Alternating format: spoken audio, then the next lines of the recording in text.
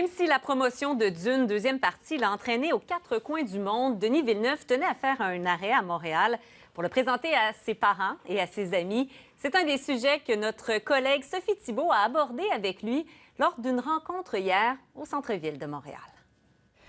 Denis, 20 jours de tournée à travers le monde, Montréal hier, entre amis, devant vos parents. Est-ce que vous êtes content de votre tapis cuivre? Est-ce que vos parents ont aimé ça? Oui, ben j'ai pas pu. Ce qui arrive, c'est que dans ces moments-là, c'est un peu comme un mariage, hein, c'est-à-dire qu'il y a beaucoup de monde, beaucoup de gens qu'on aime, puis on peut pas passer beaucoup de temps avec eux. Donc, j'ai l'impression que ça a été plus. J'avais plus envie d'être en relation avec les gens que d'entendre ce qu'ils pensaient du film, parce que c'était un peu intimidant dans ce sens-là. Mais je dirais que c'était un beau moment parce que la salle était remplie de gens qui sont proches de moi. Je vous avoue que j'ai baigné dans la science-fiction toute mon enfance. Ça m'a fait un plaisir immense de voir votre film il y a 2 jours. C'est un film aux proportions bibliques. C'est absolument prodigieux, évidemment. Je suis d'accord avec tout ce que j'ai lu. Mais ce qui m'est venu en sortant de la salle de cinéma, c'est un sentiment de fierté qu'un Québécois, le petit gars de Bécancour, soit maintenant un des plus grands cinéastes au monde. Ça vous fait quoi? OK. Ça me touche que le film soit bien accueilli, que les comparatifs ou tout ça, je peux pas... comment ça fonctionne? C'est que quand moi, je termine un film, il y a un moment précis où j'essaie d'établir, de bien comprendre c'est quoi ma relation à ce que je viens de faire.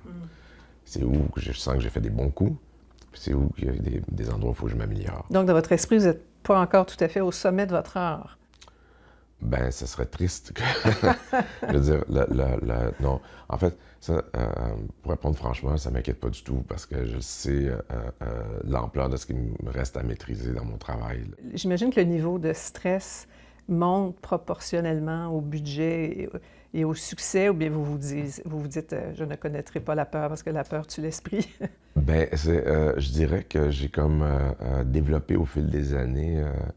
Il y a une soupape qui me protège de cette pression-là. C'est-à-dire que quand je fais le film dans un espace ludique de la joie de la création, de travailler avec des artistes que j'admire et que j'aime. Puis je suis pas en train de penser aux conséquences après. Je suis dans le processus. Maintenant, c'est sûr que c'est des films qui coûtent cher, puis on espère que le film va trouver son public. Alors, votre deuxième Dune est sorti un peu plus tard que prévu. Donc, en février, est-ce que ça vous désavantage par rapport à la course aux Oscars de l'an prochain? Je dirais que c'est sûr que quand un film sort au mois de novembre, on est mieux positionné. Ça, c'est la vérité. Maintenant, quand on a décidé de sortir le film au mois de mars, pour moi, ce qui était important, c'était justement que le film rejoigne un public et que tout le rapport au prix, j'ai aucun contrôle là-dessus. Ceci dit, les 2 derniers films qui ont gagné aux Oscars, c'est des films qui sont sortis en février, donc je veux dire... mais c'est pas du tout dans mes préoccupations.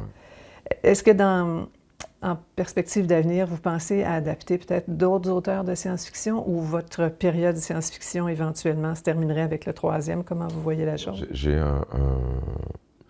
les droits d'un roman d'Arthur C. Clarke, à Rendez-vous avec Rama, qui est un autre roman de science-fiction que j'adore, qui est en cours d'écriture aussi. Tous mes projets sont en cours d'écriture, ce qui fait mon affaire. Votre film fait beaucoup réfléchir sur beaucoup d'éléments en lien avec l'évolution de la race humaine. On voit ce qui se passe, les déclarations de Poutine aujourd'hui, la guerre au Proche-Orient. Est-ce que vous avez de l'espoir pour la race humaine? Moi, je suis un optimiste, mais on est dans une période inquiétante. Et on parle beaucoup de changement climatique, mais je pense que la menace nucléaire est quelque chose qu'on devrait porter plus attention à ça. Ça devrait, parce que il n'y a pas de petite guerre nucléaire.